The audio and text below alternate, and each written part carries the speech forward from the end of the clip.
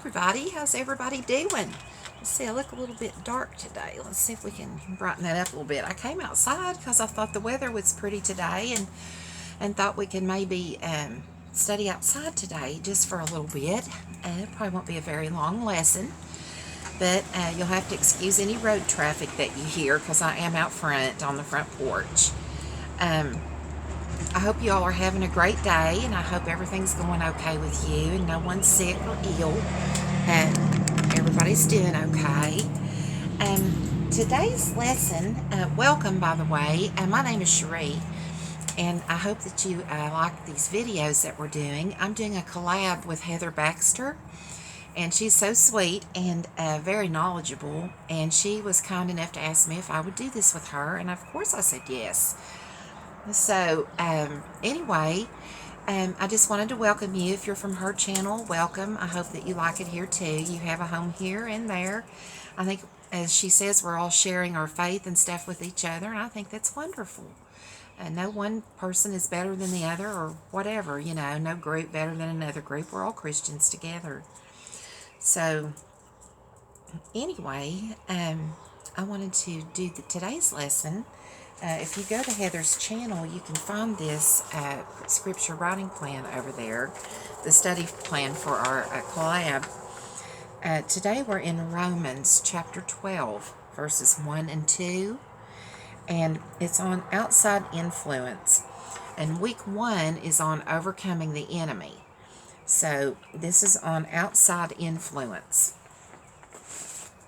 And I was glad that that's the one that I got because I tell you, outside influence is pretty much different when you're a Christian. You have outside influence from people, and that can really, really hinder you in a lot of ways.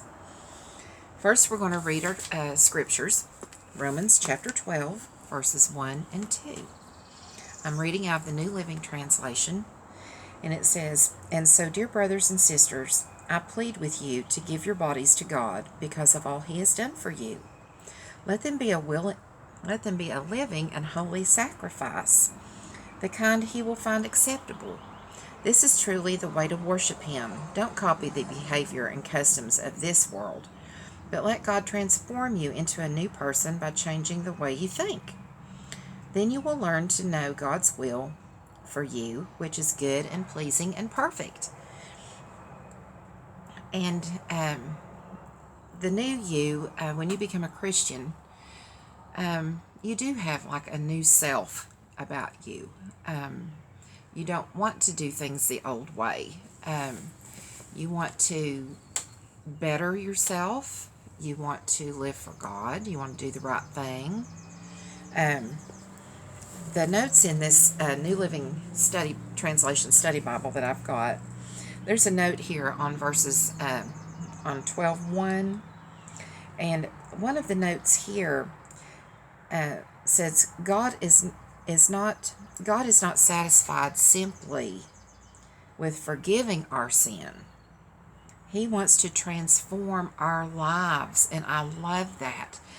I underlined it in here, and I think that is great. I think I'm going to write it out in most of my Bibles because I love that.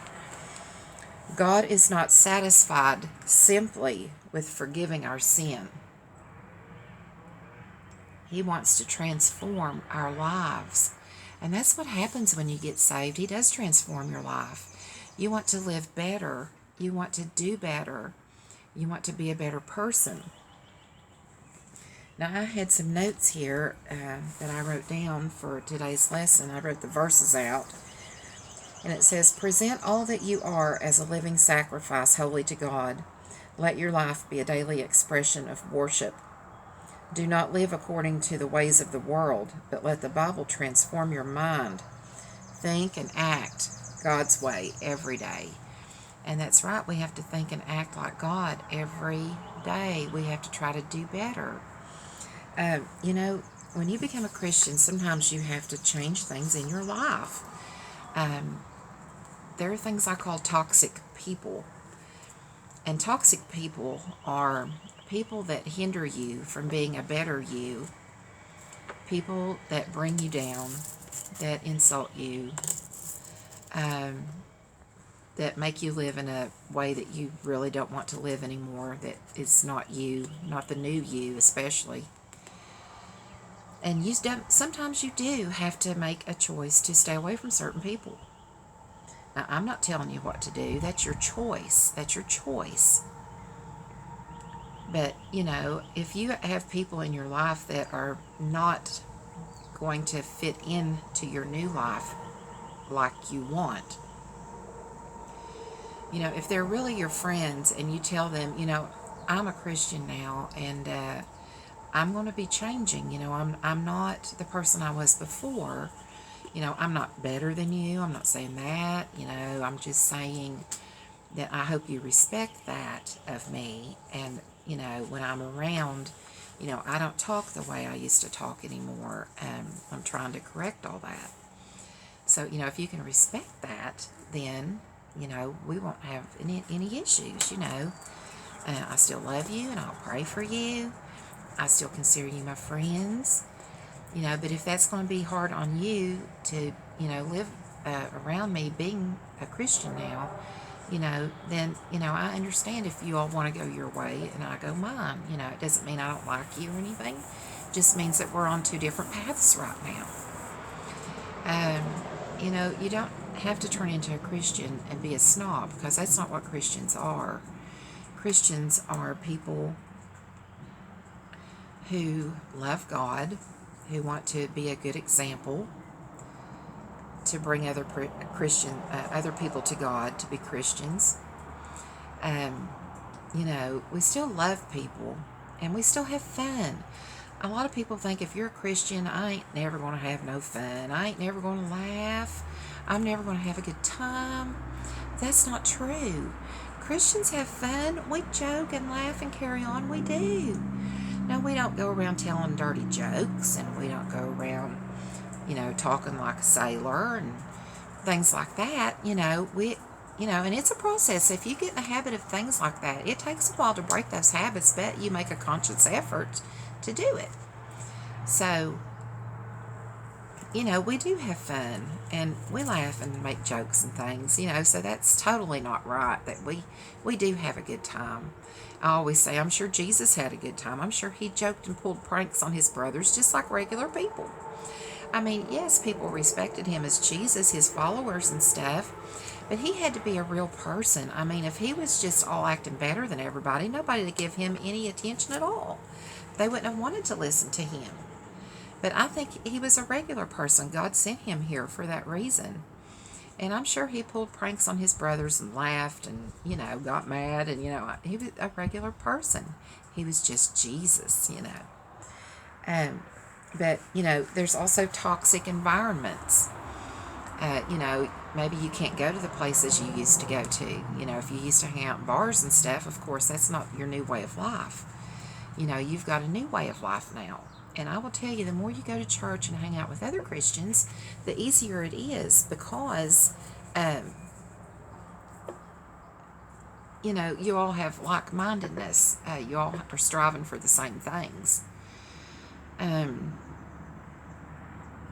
You might have to change the places that you go. Now, personally, my opinion, if I go to a restaurant that serves, liquor, I don't have a problem with that. It's my choice whether to drink it or not. But, I don't let an environment like that choose who I am as a Christian, because I know right from wrong. I know how I want to be. And, that's my business, and that's between me and God. If I want to have a glass of wine before dinner, I don't see a problem with that. Now, if you're a person that can't control that, if you have a drinking problem or you think you could, no, I would not even try it. I wouldn't tempt myself that way. I do not have a problem like that. If I wanted to have a glass of wine, which very seldom I do, but if I want to, that's fine with me. And that's between me and God. And I personally don't think he thinks that's wrong. I think if I sat there and drank a whole bottle and got drunk and stuff, oh yeah, that'd be wrong. No drunkenness, okay? So I think, there's some gray areas. Maybe some people it's black and white. To me, it's black and white, but to me, it's just not bad if I want to have a glass of wine with my friends or something. there's nothing wrong with that. I'm just not going to get drunk. I'm not going to hang out with people who are drunk. Um, that's just me. That's the way I am. That's the way I think it should be. But I'm not here for a debate. Everybody has their own opinion. But sometimes we do have to change the environments we hang out, with the people we hang out with, the environments we hang out at, things like that. But it doesn't mean that we can't have fun, because we can. The only other thing that I had on here, let's see here. There were 3 points here that I thought was kind of cool. On verse 1, it talks about, this is truly the way to worship him. And this phrase has at least 3 possible meanings. It could mean our sacrifice is reasonable in light of all God's mercies. Our sacrifice is spiritual, not the offering of an animal, but of ourselves in spiritual service. And it could mean our sacrifice is intelligent, offered with complete awareness of God's goodness to us. And God is good to us, and he wants the best for us. So, when I close today, I do want to read that one thing one more time in case you didn't get it. It is, God is not satisfied simply with forgiving our sin. He wants to transform our lives. And the book of Romans is a good book about the rules of our lives and transforming our lives. So, anyway, I hope you like this video. I wanted to come outside today. I thought maybe everybody could maybe like it better outside than inside. I'm trying to see if this is too dark. I can't see up there. I'm sorry. But anyway, I hope you all like this video. I hope that you come back. I hope that you've been watching Heather and everything. And let's see, tomorrow she will be in the book of John, chapter 10, verses 1 and 2, and verse 10. So tomorrow will be John, the book of John, the Gospel of John, chapter 10, verses 1, 2, and 10. So I hope you're enjoying this collab. I am. I think Heather does a wonderful job, and I'm so glad she asked me to do this. I'm doing the best I can. I know we are going to try camping again this year, and if you follow me, you know that we've been trying to get our camper. It's still at the dealership. We bought it in January, but they kept it for us to keep it out of the weather. And then the pandemic happened, and now we've got our camper at the dealer, and he said he could meet us and let us get it out, but I think they're supposed to open Monday. So we might just wait till they open and then go on and get it when everybody gets their feet settled back under them and stuff. But anyway, we do that, and we boat. We have a pontoon, and we go to the lake. We don't live far from a lake, and we go to the lake sometimes. I don't know if you can see out through here very good. I can't really see what all you see. Let me see where you at here. Yeah, here's a little bit of my view. Can you see? We have antique farm equipment and stuff on the property. I don't know if you can see all that or not. We have our barn back here. You see the barn? Yeah.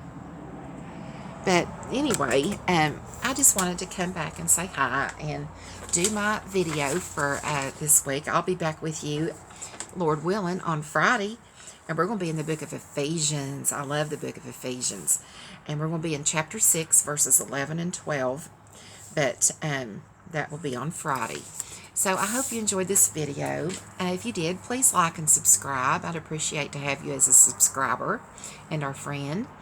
And if you haven't been to Heather's channel, go over to Heather Baxter, to her channel, and you can find her over there and watch some of her videos too. And thank you for watching, and remember to live, love, laugh, and laugh some more, because laughter's the best medicine. And I'll see you back here real soon. Enjoy. Thank you. Bye-bye.